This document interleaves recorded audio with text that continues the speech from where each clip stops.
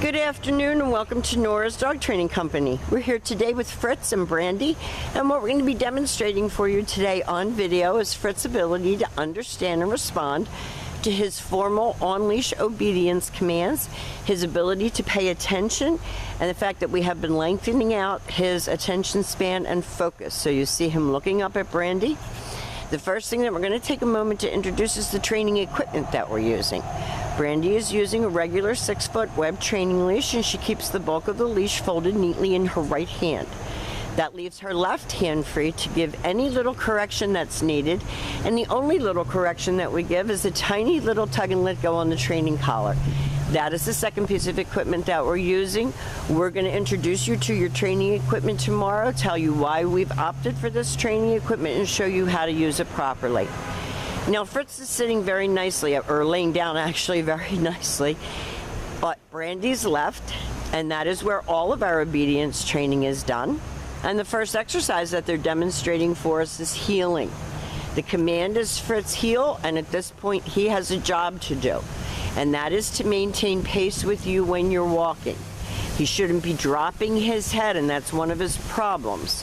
Head up, and when you stop, he has been taught to sit automatically without being told to wait for his next command.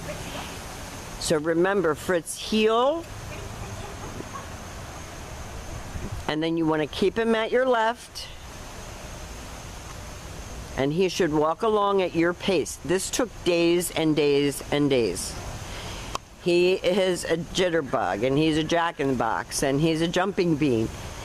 And just keeping all four on the ground and sitting when you stop took days of work to get him there. So that you should be able to walk him like he's a little gentleman, not like he's a jumping bean. We are working on teaching him to keep his head up off the ground and not to put things in his mouth. That is very challenging with him because that's what he wants to do. That's just him. The next command that Brandy's demonstrating is the sit-stay. The stay is a hand and a voice command, and because it is a stationary exercise, it is a one-word command. You can practice this indoors as well. Outdoors, there's a lot of distractions, smells, things falling on the ground, leaves. In your house, there's not so much. So you want good house behavior and good outside behavior. When Brandy returned back to him, she walked all the way around him back to where they started, and when she got to his shoulders, she stopped. Then she gave him that heel command again. Head up, look at me, she's telling him. Watch me. Nice automatic sit, another sit stay. She's using a little piece of a treat to keep him focused. And he anticipates his next command. When he comes, he should come and sit. And then he goes back to heel. So these exercises are designed to give you a dog that understands and responds to commands primarily. Secondly is using his brain. Thirdly is getting tired because he's having to think. And fourth is instilling good behavior. So there's a whole lot of reasons why obedience training is important. He comes and he sits in front of you, and then they take off heeling again.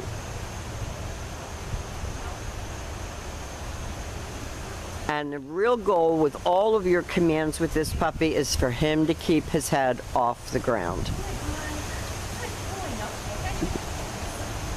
Now this time, always have your puppy seated first. We're demonstrating the down from a heel position. So with him seated at your left, you take your left open palm, push it straight down toward the ground, and give the one-word command to down and stay. Now your job at home is to lengthen out your time and your distance on your sit stays and your down stays. When Brandy returns back to him, she walks all the way around him just as she did on the sit stay, returns back to heel, and stops.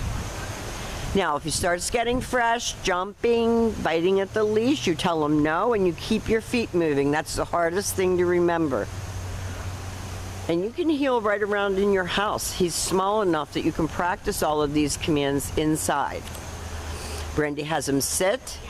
She gives him the down.